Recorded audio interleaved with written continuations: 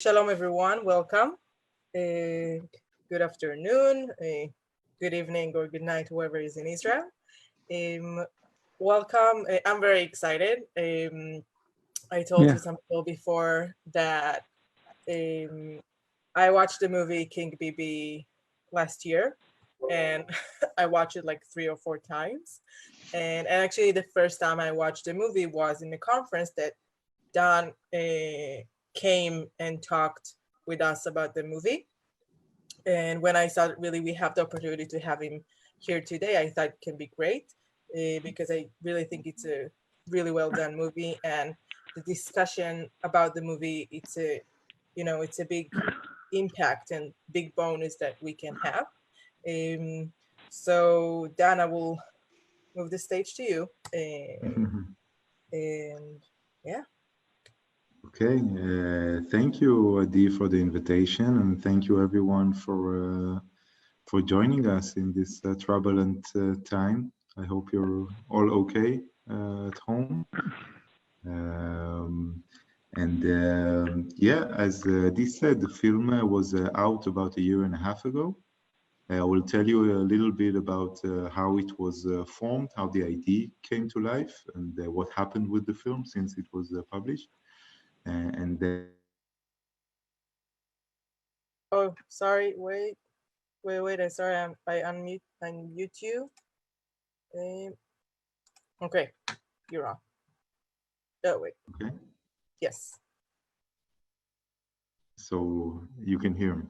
Yes. Did you hear what I said so far? Only the last sentence we missed. Okay. So I will tell you how the film was formed, and I will be happy to hear questions afterwards. The idea came to my mind about 4 years ago. I noticed that there's like I didn't know many people or people at all that voted for Netanyahu, and still he kept being re-elected. So that was kind of a mystery for me, and I wanted to learn more about him since he was on his way to become the longest-serving prime minister in Israel's history. And there was no documentaries about him. Actually, there aren't a lot of. There's 2 biographies that were published in the last couple of years, but there's not a lot of material about Netanyahu. And I started to explore, and when you make a documentary, the first question that the broadcasters or the financiers ask you is, what is your access to the story? You always have to say, how are you going to tell the story? And what's special about the way you're going to tell the story? And I didn't have it because I knew Netanyahu will not talk to me. I knew that he doesn't even talk to the media at all. That was quite a challenge, and was thinking about it because he intrigued me not only on a political level, but on a cinematic level as well. I was interested in his character. I was interested in his biography.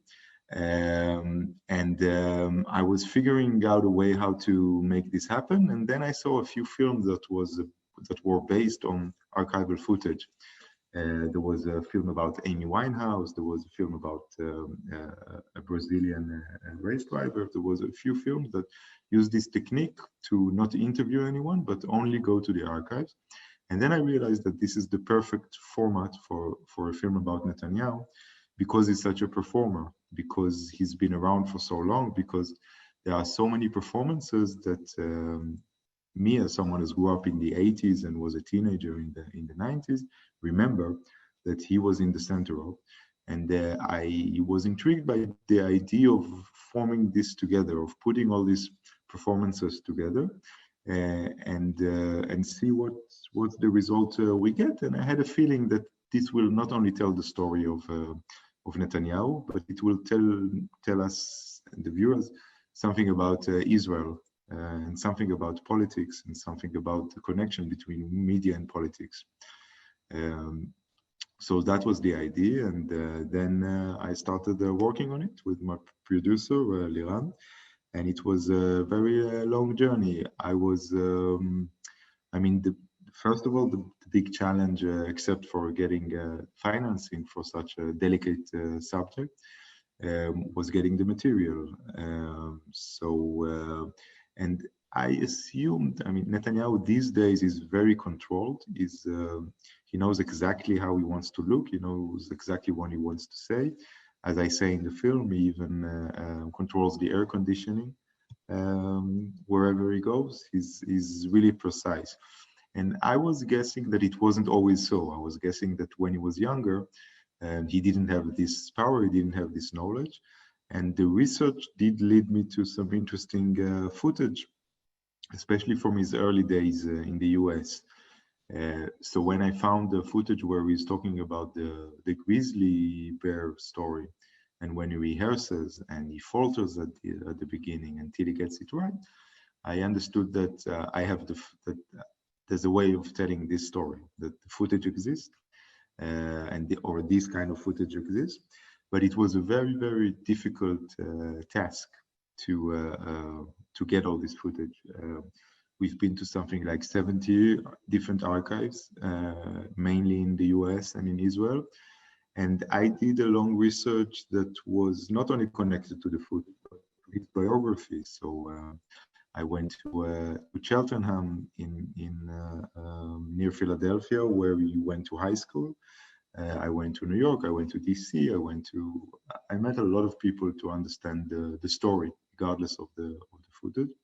And I did really a very deep research, reading all the books, reading all the articles about him, and then we convinced one of the cable TVs in Israel to fund the project, and the film fund as well funded the project, and we gathered some funding from other TV stations around the world eventually, and then began the editing process. So again, when we come to make a documentary, and you can stop me if you have any specific questions on the way. I feel like it's a bit strange, this technique of Zoom, because I don't really feel you, but feel free to raise your hand. So when we make a documentary, usually we either have interviews or we have scenes. So we start cutting all this together and creating the story. Here we didn't have neither. It was only archival footage. There was no story that was telling itself. So it was a very long process of editing, about 18 months altogether, of piecing things together and trying again and understanding what gets in. And you always have wonderful things that you want to put in and you can't for one reason or another. This kind of footage can be very expensive as well, the copyrights. So there's all kind of things that you have to take into consideration. And then the film was ready. It was premiered in the summer of 2018 in the Jerusalem Film Festival. We had some great screenings there. And then it started showing in small cinemas in Israel a few months later. That's when I saw the film around that time. And then it went on cable TV, and pretty quickly there was a lot of momentum to the film, and many people saw it, and many people were talking about it. And I think part of the reason is because there was something about the approach of the storytelling that was very different than how we are used to speaking about Netanyahu. He's a very polarizing figure, and usually you either hate him or love him. And what we managed, I don't know how much we planned it, but the outcome of the film, that somehow his supporters and the people who are against him kind of managed to see what they wanted in the documentary because of the approach, because there was no I tried not telling the viewer what to think about him. So that was interesting, and we had a lot of screenings where you have like people from the right wing and people from the left wing. And there was one screening that one guy said to me that the film is a failure because he adores Netanyahu and now he likes him even more after seeing the film. And before he finished the sentence, woman from the back of the cinema shouted at him, "Are you crazy? Can't you see this guy is a psychopath? Can't you see he's ruining Israel? Can't you see he's our main trouble?" So it was getting these kind of responses all along the way, which was interesting. Anna wants to say something. Yes, thank you. Were you able to interview, I don't Can know, you? I can hardly hear you. Anna, we can barely hear you. let me see, let me make sure I have this. Yeah, I'll do it this way. Were you able to interview a significant amount of contemporaries that were, that perhaps were with him when he was at Harvard, when he was young, in the 20s, while he was a prof, before he took the change into politics? So they knew him prior to his and I'm going to say prior to the death of his brother, which appeared to be a catalyst for me, perhaps. But that's where I had questions as to, was the death of his brother truly the catalyst, or his involvement in U.S. Policies was starting to evolve and starting to grow, even while he was still a prof. I don't know if I'm making myself clear enough, but so were you able to interview contemporaries with him when he was in his 20s? So of course they would be, about his age now, but what their thoughts were. It's an interesting question. What drove Netanyahu into politics? Yes, I was talking to people who studied with him in MIT around that time, and people who studied with him before and after. Netanyahu he comes from a very political home. So his not only his father was a scholar and an activist, but also his grandfather was already making speeches, also in the U.S., and also making a name for himself as quite a good orator.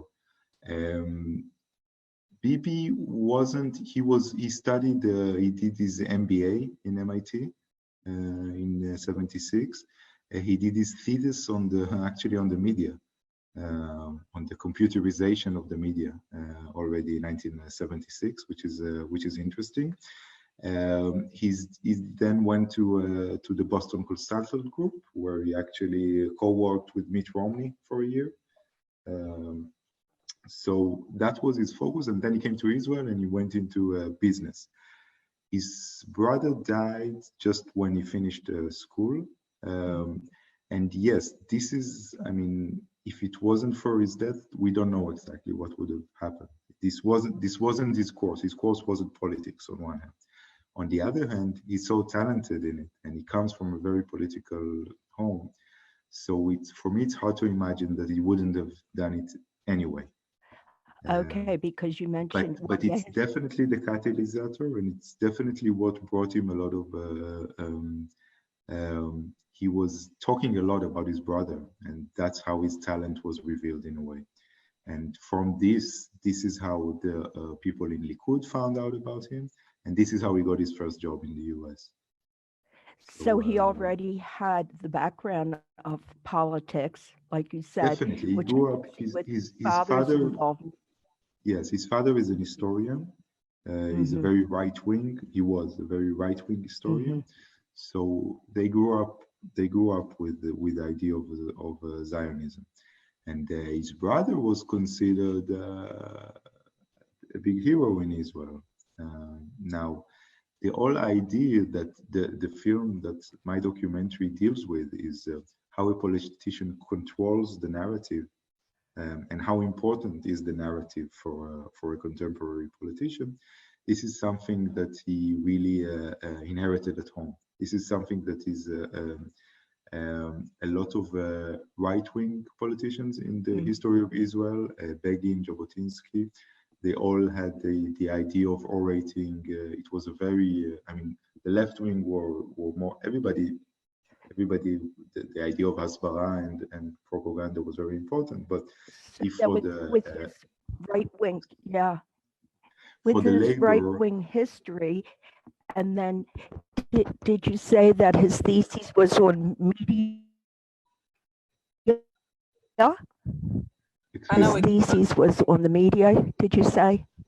Yes, his thesis was on the Did you say radio. the thesis was on the media? Yes, Yeah, yes. well, that adds light to my thoughts because he definitely was intrigued then by the influence of the media. He would have Yes, had to yes, be, yes, yeah, yes. He was dealing with this from the beginning, and I think the okay. time he spent in the U.S. was very formative for this as well, because Hmm. at the time, like I hope I show in the documentary, Israel is still like kind of a half socialist state. We only have one channel. Hmm. The media works in a very certain way, and he's Hmm. exposed to all different ideas in the U.S. and all Okay. different ideas, and the way politicians use the media is very, very different in Yes, the U.S. already from the 60s. right. So Thank you. he's Yes. growing up with this, and he's a smart guy. He understands it. Yeah. So, Thank you. so with um, considering all this and the acting lessons that he takes, when he Yes. comes back to Israel in the late 80s, Mhm. he's always one or two or three or five steps ahead of his rivals and ahead of the media in many ways. And this is true until today. I mean, it's Thank you. there is a question on the Facebook, and if you can, whoever is on the Zoom, if you can write your question on the chat, and we will check it. The question from Facebook, Amanda is asking if was it expensive to get the rights to the footages, to the footage? it really varies. Some of it is wasn't so expensive. Some of it was free, and some of it was very, very expensive. Yes, this was definitely a big chunk of our budget went to this copyrights, and yes, especially the Americans, of course. The American networks footage is very expensive. Mhm. Thank you. There was another question, or shall I? I think you can continue if you will see another question. Okay. Yeah. Um, so so yeah, so that was the when the film was out. It received a lot of attention, a lot of interesting attention as well. Netanyahu himself reacted to the documentary twice. When the first time after it was on cable TV, um, he actually watched it on his flight to Chad about a year ago. I don't know why.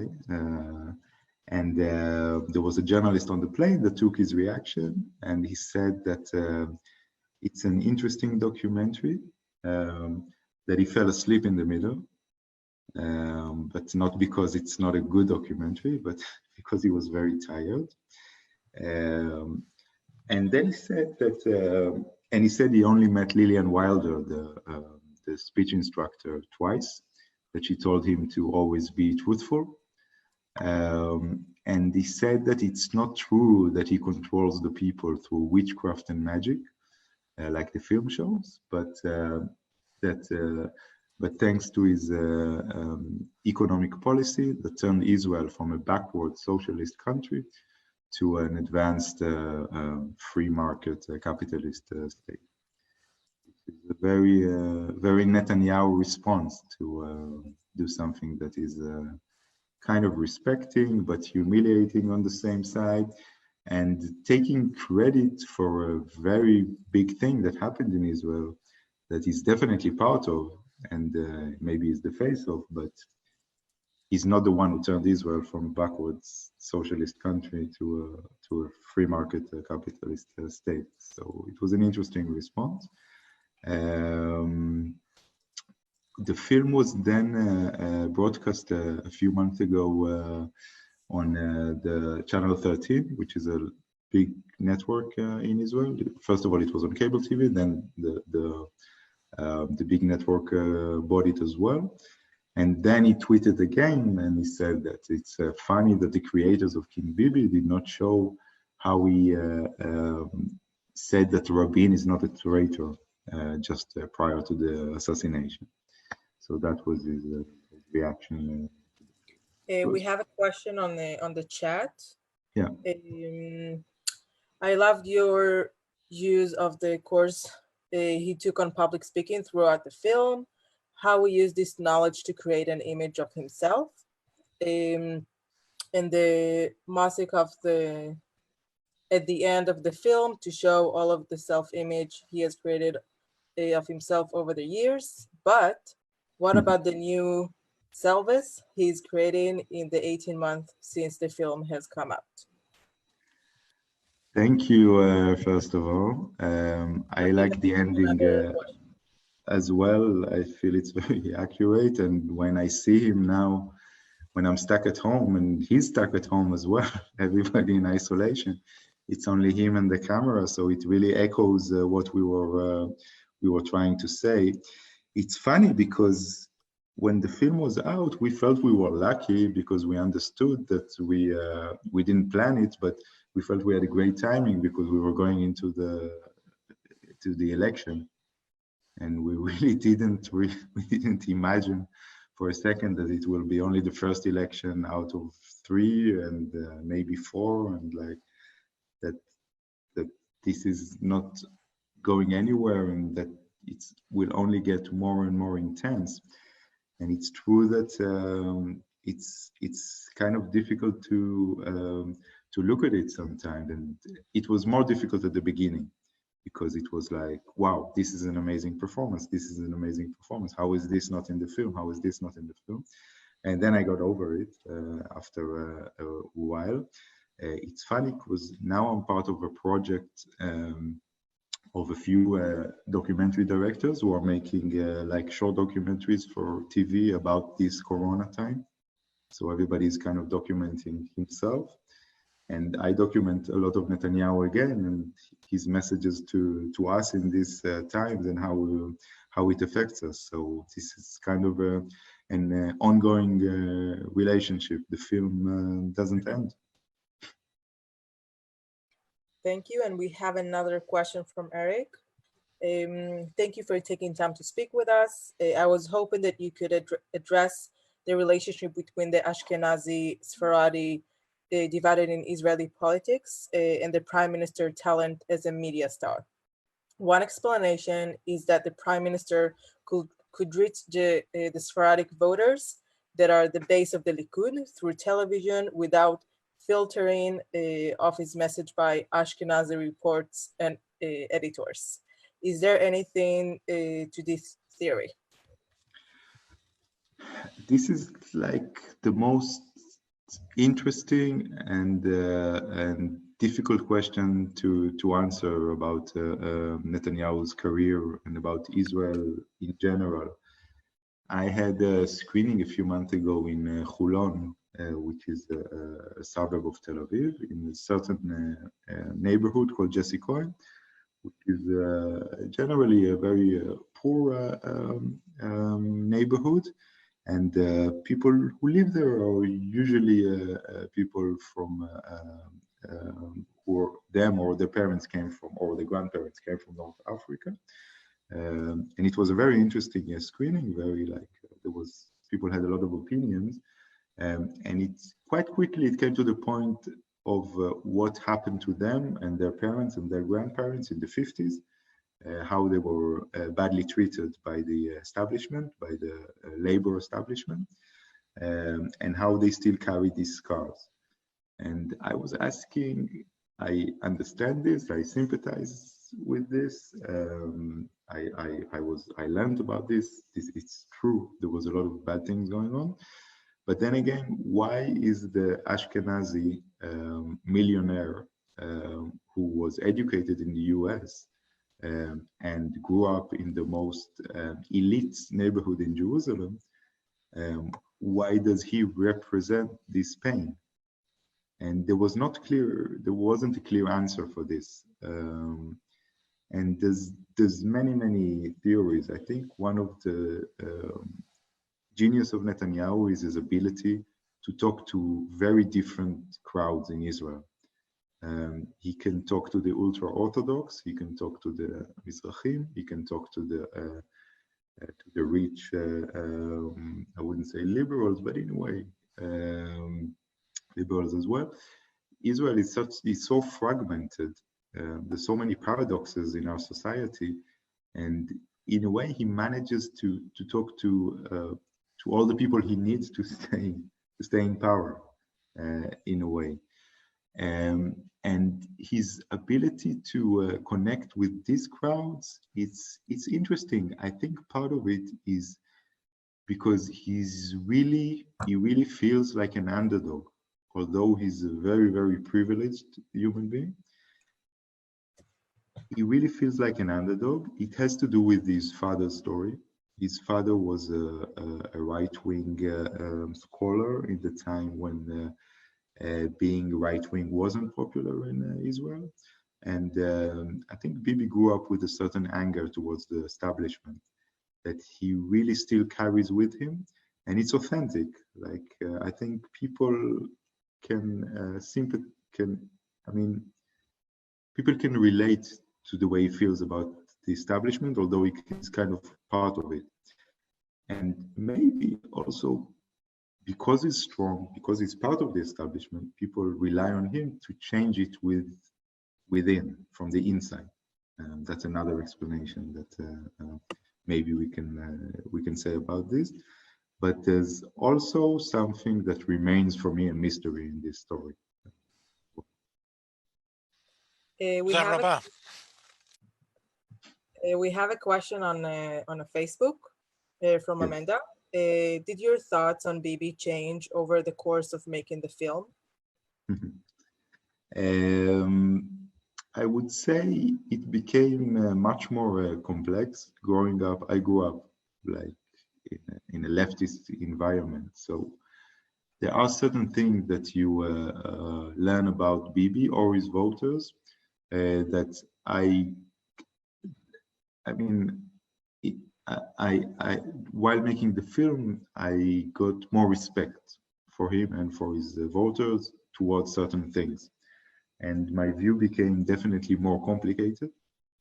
But at the end of the day, because I learned to respect Netanyahu's journey more and to understand how capable he is on many aspects, it kind of deepens my disappointment, because I feel that with these abilities, he could have done very different things and much better things for Israel, the way I see it.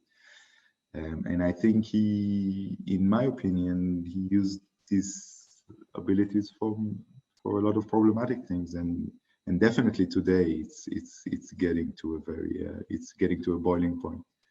And the fact that the whole political system is around him and around his specific situation and criminal situation, it's really crazy to watch. It's really something we wouldn't have imagined a few years back.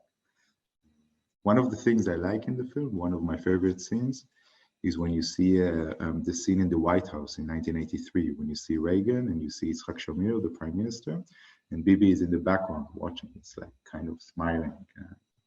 You think of Yitzhak Shamir, and I still remember him as a child. He was the prime minister. And it makes me think of a time when the prime minister wasn't such a big deal. He was like, they were all capable people, but they came from the party. They came to do a job.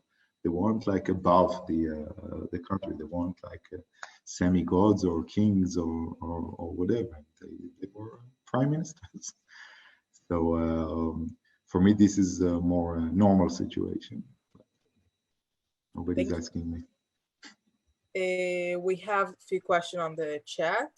Keshet is asking, in your opinion, what would Bibi father said about his policy if he were still alive?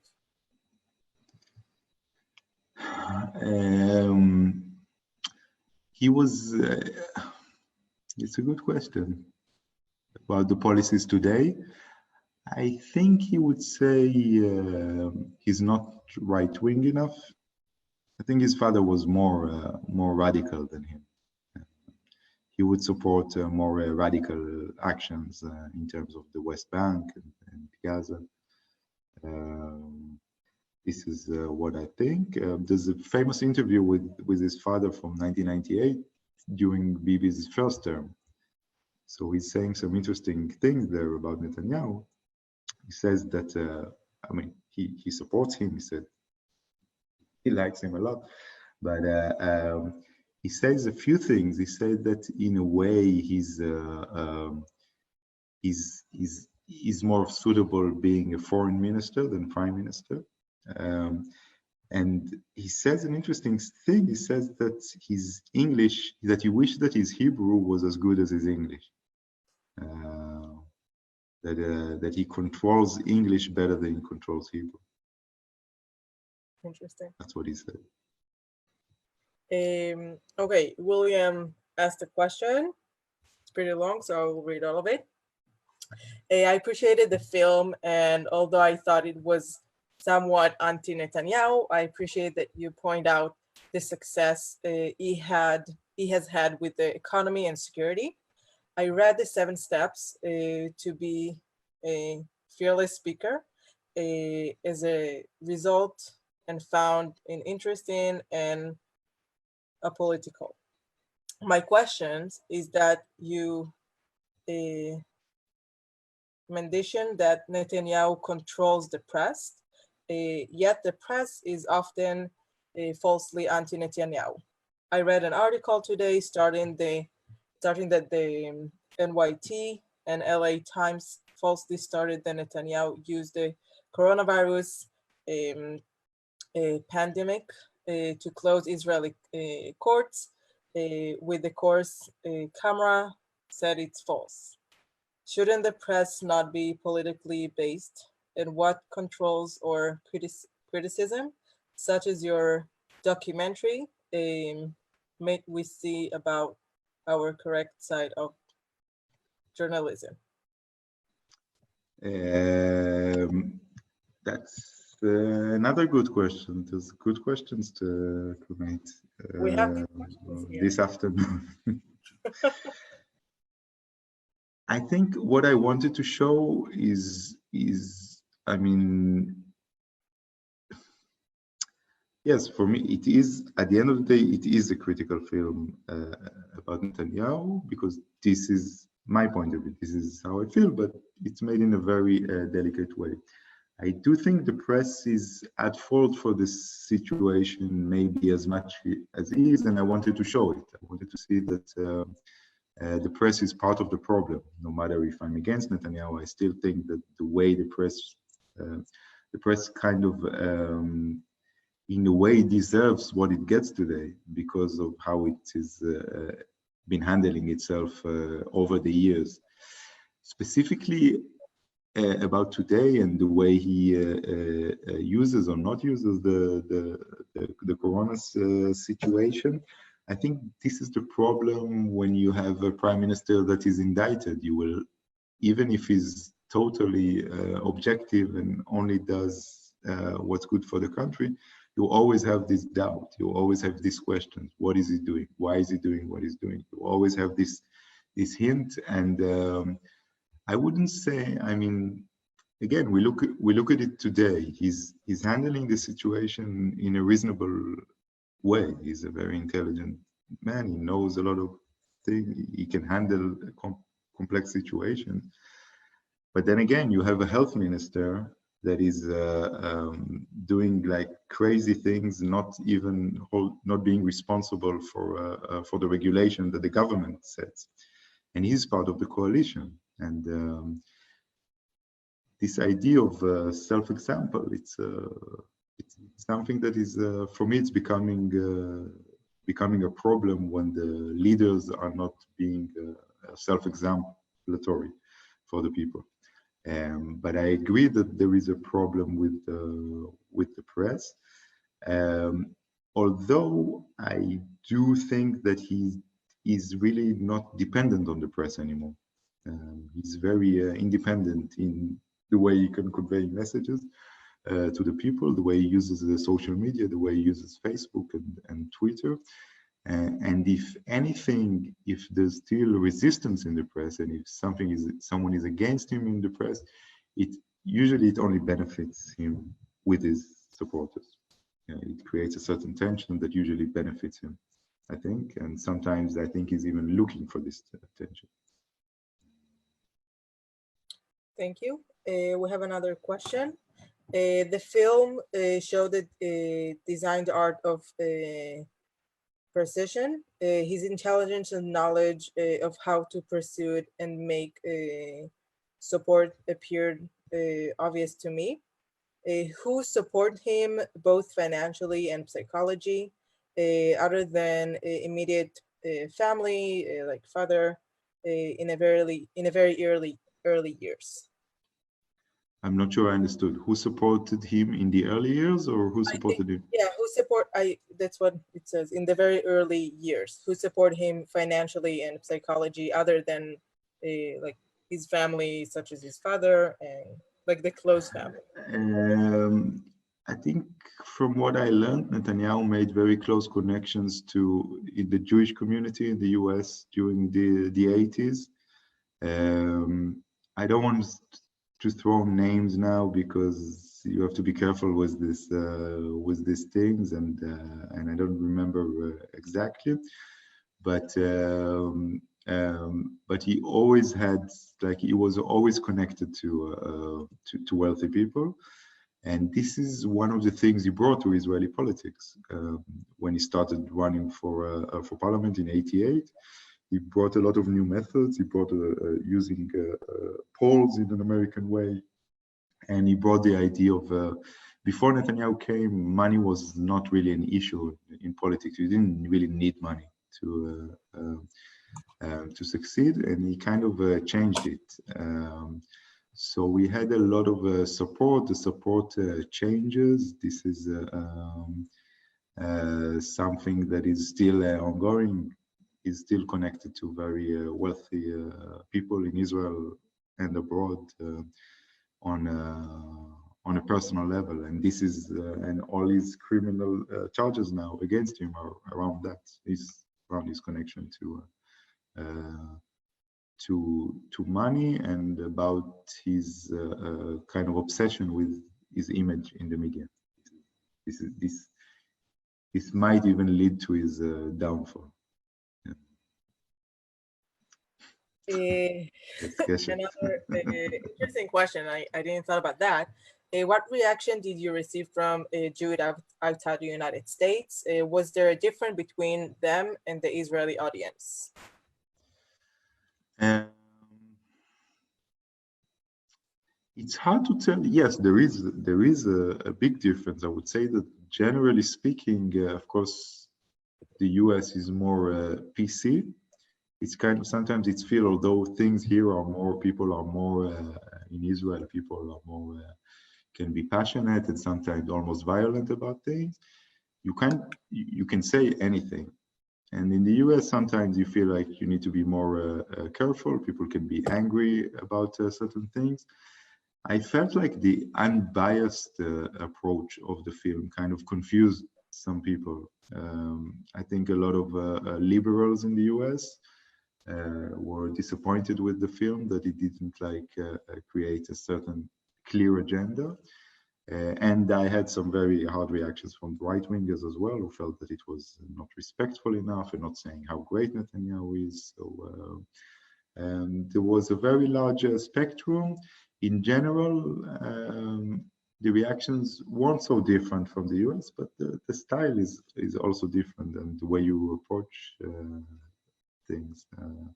So yeah, but it wasn't as I was surprised because the film was very successful in Israel, and then it was brought for broadcast in a lot of countries in Europe and in Canada. It was and it wasn't bought in the US. Now it's available on Amazon and iTunes, but it wasn't bought by a major network, so we didn't get all the feedback that it got in Israel and other places. Germany, Switzerland, France, there was a lot of places that were more receptive to it. Strangely, because I expected it to be the opposite. I expected it to do much better in the US to start with. But maybe now you have to tell all your friends about the film, send the links, make it happen. This is the time. Yeah. Thank you. We have a question from Sam. A great movie. Even when it was subtitles, I could feel the power and the passion of his speech. An incredible speaker. I'm curious what a comparison you will draw between Bibi and Trump, and what difference you see. I'll start with the differences. I think one of Bibi has a lot of luck. I mean, this last Corona thing was really exceptional in that term. But I think one of his greatest luck is the comparison to Trump, because if you're against Trump and if you're against Bibi, you always say, well, he's not as bad as Trump. Um, but uh, um, but to be more serious, I think that so first of all, he's much more knowledgeable. He's much more intellectual. He knows what he's speaking about, and they are very different on that aspect.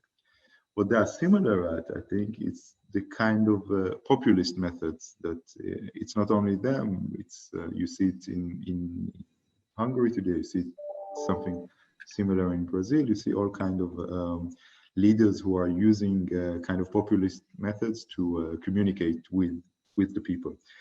What was surprising for me while working on the film is to realize how early Netanyahu started with this. That he was already in the 90s. If you look at the rally, let's say, of 96, when he wins for the first time, and you see the signs are against the media, it really resonates the Trump rallies 20 years later. And the way Netanyahu used the media, for me, the most striking thing was his response to the launch of the Prime Minister's website in 1997. If you remember this part in the film, that he says he creates a video when he talks to the people, and he say, we can talk directly now. We don't need any commentators. You can hear the truth from me. You don't need someone to mediate what I want to say, which is pretty amazing because he really understands the logic of social media 15 years or 20 years before it becomes a significant tool for him. So in that sense, he's a real visionary. I don't know how much Trump, I mean, I found this footage of Trump listening to him back in 96. I know, I think Netanyahu also was present at his wedding with Melania. So they had a connection. And you can see a lot of things that Trump did later that resembles what Netanyahu already did in the 90s. I don't, but maybe Trump would figure it out without Netanyahu as well. It's hard to tell, and we're still looking at where this relationship is going. It's still happening. I think. By the way, if we're talking about Netanyahu's benefactors in the early days, so Jared Kushner's father is one of them. They were very close friends. Netanyahu stayed with them. Like you see in the film that Sarah Netanyahu tells Jared that she knows him since he was a little child. So this is true. So I think the connection maybe is even stronger in the outskirts of Trump, in the people who are around Trump than to Trump himself. Thank you. We have a question on the Facebook. Did you receive any threats about the film from the right wing? I wouldn't say not direct threats. There was some angry posts. There was some in this angry posts by some writers. There were you get the occasional guy who will say that you're a Nazi and things like that. But I know of people who got much worse things for doing things. I think the approach of the film kind of evaded this, and I'm not a confrontational human being as well. I'm not looking for this. So even when things are heating up in certain screenings and people are looking for it, I kind of have the talent, or I don't know, maybe it's just cowardness, but I managed to calm things down. So that's how it worked so far. Yeah. I have a question. It's a little bit about the process of making the movie. I assume that when you started working on the movie, you had some kind of a vision. Like, I don't know, maybe you create some kind of, timeline, or like what basically you want to do, like you create any movie. Um, and I'm curious if during the time that you collected all the materials and the videos and all of these, if kind of the goal of the movie changed, and how much really it Yeah, changed during the time that you collected all the materials. it changes a lot all the time. I think one of the major things that changed was when I started making the film, I was more biased. So the first drafts of the film portrayed Netanyahu as a cynical liar from the beginning. And I was looking at it, it was just not interesting. It was, regardless whether it's true or not, it wasn't interesting. So there was a long of process of trying to create him as a more empathic character, at least for the first half of the film. Um, so I think that was one of the complex processes.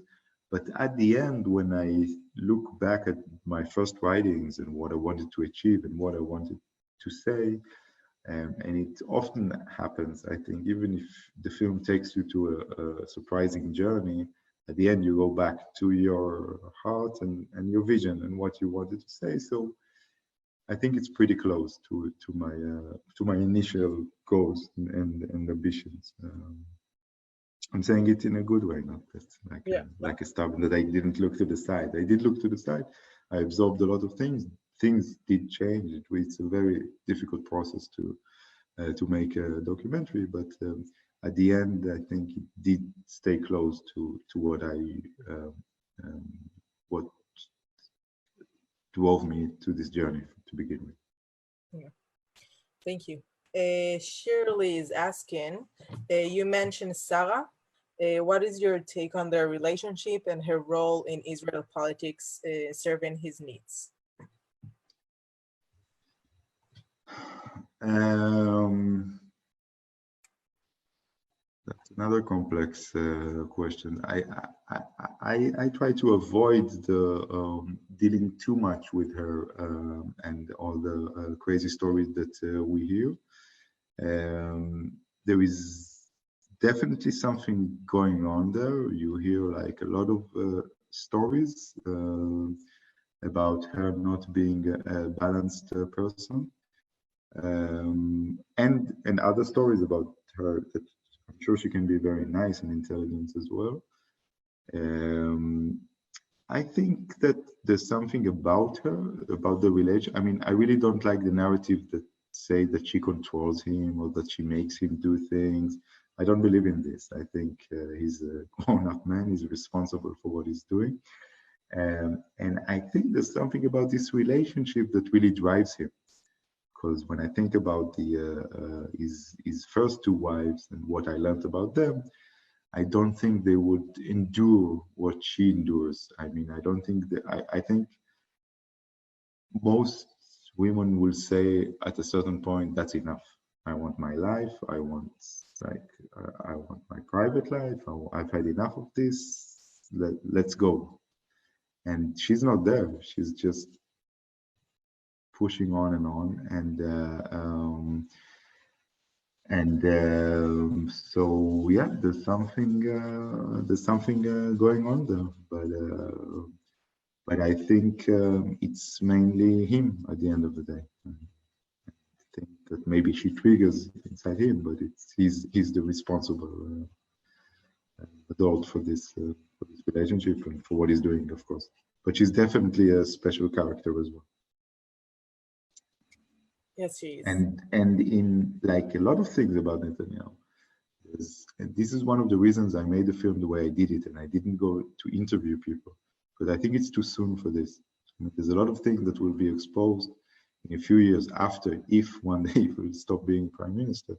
So after that, we can start listening to people who are very close to him now or were very close to him now. But we need some perspective for this. Thank you.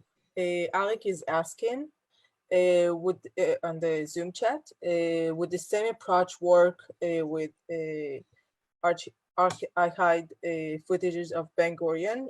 Could we learn things about his style and the years when he was premier?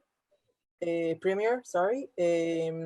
My working title is Commissar David. What do you think? I think there is a film about Ben Gurion. I haven't seen it, which is from archival footage only. I think it's a different kind of film. I should actually watch it. But yeah, certainly Ben Gurion, he was a controversial figure as well. And with perspective, you can ask a lot of questions about him. Yes, but it's definitely an interesting film. You should make it. I will watch it. Thank you. I was curious if right now would you change anything in the movie? Like if there right now you look at the movie and you say maybe I should replace that part, or maybe I should not put that, maybe I should put that part. If this is something that goes on your mind. Overall, I'm happy with the film, and I'm happy with the theme, and I think there was something accurate about it. The idea of focusing on the media and focusing on this theme, I think it proved itself very real and very relevant till today. There's a few things that I would have added. One of them is his relationship with the Holocaust. That is, I mean, his father mentions it, but I think if I would have finished the film now, I would have given it more space. And of course, things really changed in the last 18 months since the film was out. I think before that, he was still a little bit careful in his approach to the legal establishment and things like that. He kind of lost all of his inhibitants in the last 18 months. So if the film was out now, there was a lot of new material that would be more fierce. And I think the situation we're looking at now is darker than how it felt when I finished the film. So it would have been a dark film if it was finished today. Okay. If you have any other questions, please write it on the chat or Facebook Live, please write it on the comments. Another question that I have, if you think, okay, I will phrase it this way. What other prime minister you think would have this kind of movie? Like, Israeli? yes. No one. No. No. Okay. You Interesting. know, I mean, people your age don't even know any other prime minister, right?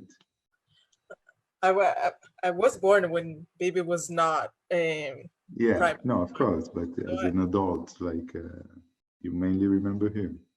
as an adult, it's mostly him. It was also Olmert, Sharon, but yeah, I remember that it's not good. Yeah. No, I think he's an exception. Like him or hate him, he's an exceptional character. He's very prominent now in Israel's history.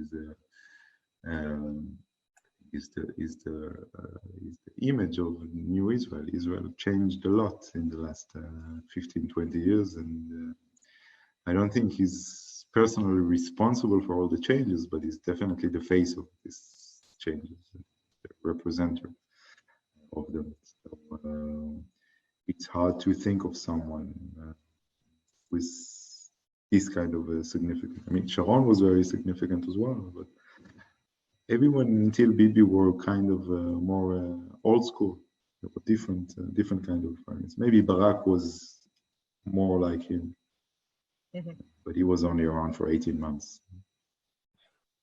Okay, I see that we don't have any other questions, so I will ask question to close. If if you can share with us maybe things that you work on now, what we should expect from you the next, I don't know, year or two. It's take a long time to make a movie. Yes, I would love to. Actually, like I said, there's something that just came up in the last 2 weeks. There's a new project now about the Corona time. So we're a few documentary filmmakers who are now documenting our life during the quarantine in Israel and trying to tell a story about this. Um, so we'll see what come out with this, but this will be a short one on my behalf. I'm working on a bigger project about a story called the Telegrass, which is a very famous story now in Israel. A guy called Amos Silver, who comes from an Orthodox family in Sfat, and he founded an application that became the biggest marketplace to sell drugs in Israel. And he was arrested about exactly a year ago. He was arrested in Ukraine. He was living in the States. His father is actually in America.